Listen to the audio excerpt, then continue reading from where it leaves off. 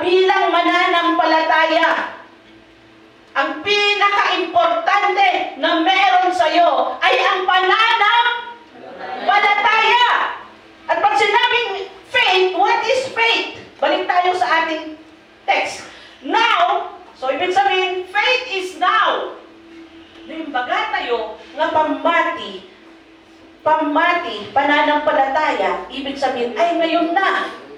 Hindi ka mananalangin, Lord, gusto ko po, Panginoon, na pagpalain mo ako bukas. O, pagpalain niyo po ako sa susunod na kwan. Ang gusto ng Panginoon, pag ikaw ay humihingi, pinapananampalatayanan mo, now na!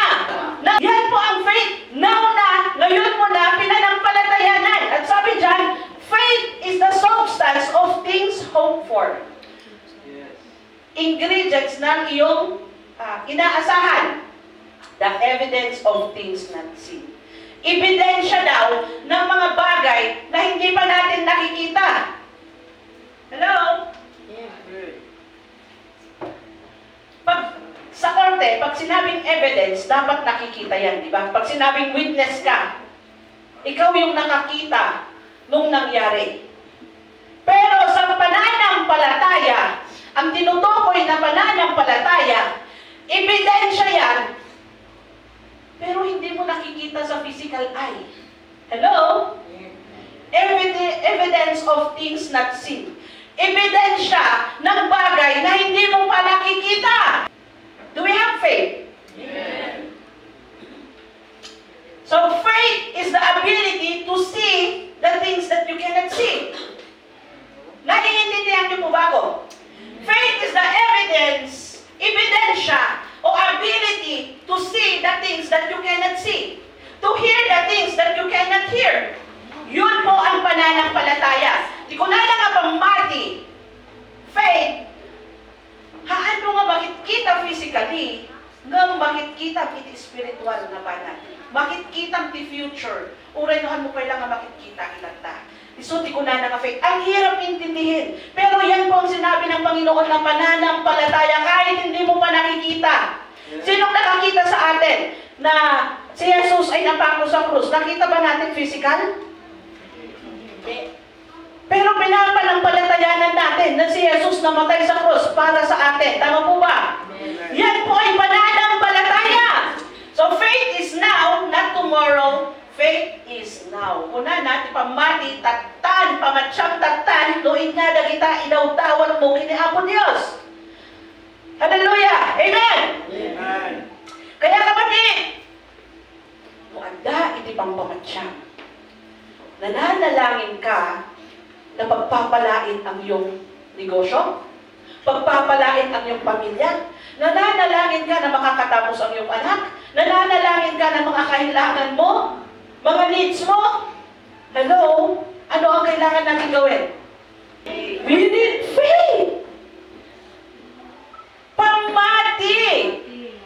Pamati. Di kailangan tapno mangyayari na kita. Tayo ko na. Pag-check na sa Bible nyo. Buksan nyo ang Bible nyo. Mark 11:24.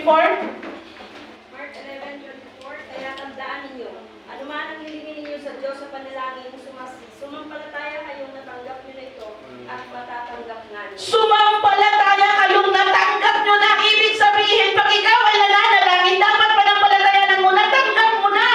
At sabi na sa uli, at ito ay mababa sa'yo. Yun po ang pananampalataya na gusto ng Panginoon. Isuti kaya't ni Apo Diyos na makita kada tayo. Sabi niya sa ulit, Mark 11:24. Humingi kayo, manalangin kayo. At ano man ang hinihingi nyo, panampalatayanan ninyo na nasa inyo na. At ito ay mapapasa inyo. Yun ang susi. Amen. You are praying na kagalingan sa pamilya mo, kaligtasan sa pamilya mo, pagpapala sa transaction mo, then stretch your faith. Amen. Pamatsyam na nangyari na. Pamatsyam na agdan. Pamatsyam. Pamati. Para ito ay maibigay ng Panginoon sa iyo. Hello? Amen po ba? Amen. And as a believer, faith is very important. We move by faith. Tayo ay kumikilos by faith. And by faith, God can move. At dahil sa pananampalataya mong yan, kikilos ang Panginoon. Alam niyo po ba, ang Panginoon, pwede niyang gawin ang gusto niyang gawin sa atin. Pero binigyan tayo ng free will. Ngayon, ang gustong makita ng Panginoon sa atin ay yung pananampalataya mo na lumaki. Para ang Panginoon ay makakilos. Ang pananampalataya mo ay parang yung pananampalataya po natin yan po ang magiging open door ng Lord para makakilos siya sa katugunan ng mga kagustuhan mo. Hello? Lahat po ba tayo may hinahangad dito? Lahat tayo may panalangin? Then stretch our faith. Kasi sabi niya, binasa ulit, no agkar-kalalag kayo! No agdaw-dawat kayo! Pamatsyangyo, tapno maitad ko kanyayo. That's the word of the Lord. Hindi po galing yun sa akin. Kaya let's stretch our faith. Kahit gaano kahirap ang sitwasyon mo ngayon, kung may pananampalataya ka, may patutunguhan ka, kapatid. Hello? Palakpakan tayo mali ang Diyos. Lupot mo at dahil natin. Kasi yan ang gusto lang makita ng Panginoon sa iyo. Bakit hindi pa tayo pinapakinggan? Bakit yung mga panalangin natin parang ang tagal mapakinggan? Marahil baka wala kang pananampalataya. Amen. It is by faith kaya tayo nakakasunod. It is by faith kaya nga sinawag na mananampalataya. It is by faith kaya kahit na may problema ay nagagalak ka dahil may pananampalataya ka. It is by faith kaya di mo binibitawan ang anak mo kahit na oray no kanya kalugwan lang. Pero it is by faith din na hindi ka bumibitaw sa relationship yung mag-asawa, sa ministry mo. It is by faith dahil may pananampalataya ka pa na may gagawin ng Lord. Amen. At ngayon, sabihin mo sa sarili mo, you are a believer. That's why you need to believe. Kaya nga tayo tinawag na believer. Kasi yung mga believer, naniniwala ka sa mga bagay na imposible. Hello? Kaya tayo tinawag na believer. Tayo naniniwala tayo na sa ginawa ni Yesu Cristo tayo ay naligtas. And that is faith. Kaya importante po ang pagkakaroon ng pananampalataya. Pero ito, mga anak, ang sabi ng Panginoon, faith comes by hearing the Word of God. Ang pananampalataya ay hindi lang basta bumagsak yan. Ang pananampalataya pala ay choice yan. Gusto mo lumaki ang pananampalataya mo? Choice mo yan. Desisyonan mo yan. It's a decision, kapatid. Para ikaw ay lumago sa iyong pananampalataya, maranasan yung mga pangako ng Panginoon, kailangan mong lumago. Kailangan lumaki ang pananampalataya mo. Saan? Paanong paraan ulit?